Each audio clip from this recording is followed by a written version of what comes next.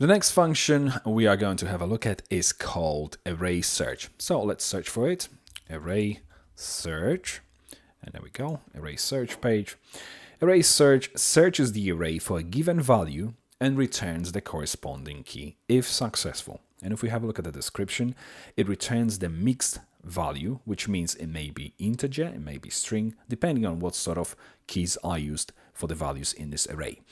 The first argument is mixed, again, needle, and then we have the array as the second one called haystack. Basically, haystack represents the collection, our array, and needle represents our keyword, our variable for which we basically are searching. And then there's a third optional argument, which is basically of a Boolean value, which is represented by strict, and it's either false or true. Let's have a look at basically what these parameters are doing. Needle, obviously, as I've explained, the searched value is the search value, which basically, if we're looking for, let's say, if we look at our example, of the previous example, obviously would be the language name, let's say English, Spanish, or whatever other language we would be looking for. Then we have a haystack, which is the entire languages array, for instance. And then we have this third argument. If the third parameter strict is set to true, then the array search function will search for identical elements in the haystack. This means it will also check the types of the needle in a haystack, and object must be the same instance. Obviously, objects, again, this is the subject for a different course, more advanced topic. Obviously, we only are interested in obviously in our array and primitive values for the time being. Then we go for the return values, and returns the key for needle if it's found in the array, false otherwise.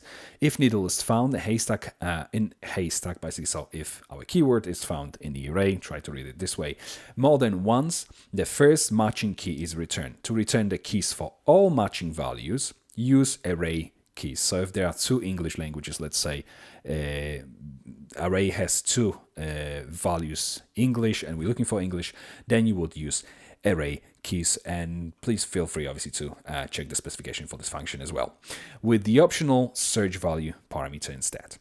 Then we have warning. This function may return Boolean false, but may also return a non-Boolean value which evaluates to false.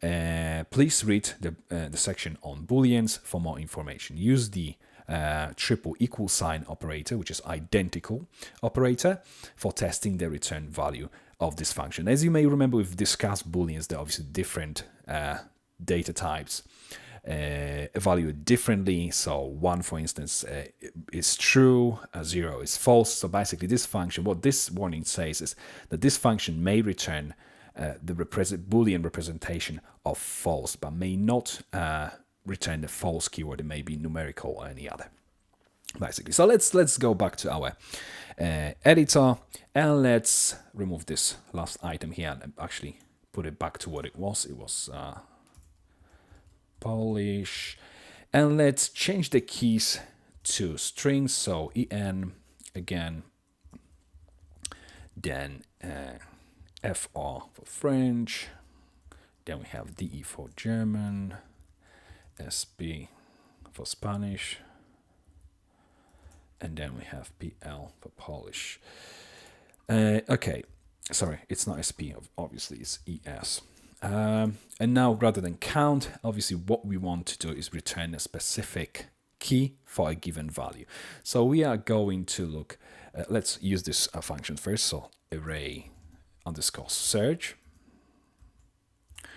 and the needle is going to be English. We want to find the index of the English inside of the languages array. So that should return en. If we save it, go back to our browser, go to our project, refresh, and fair enough, we get en. If we go back to the editor, if we try a different one, let's say German, let's save it, go back to the browser, refresh the page, and as you can see, it gives us the correct index, obviously.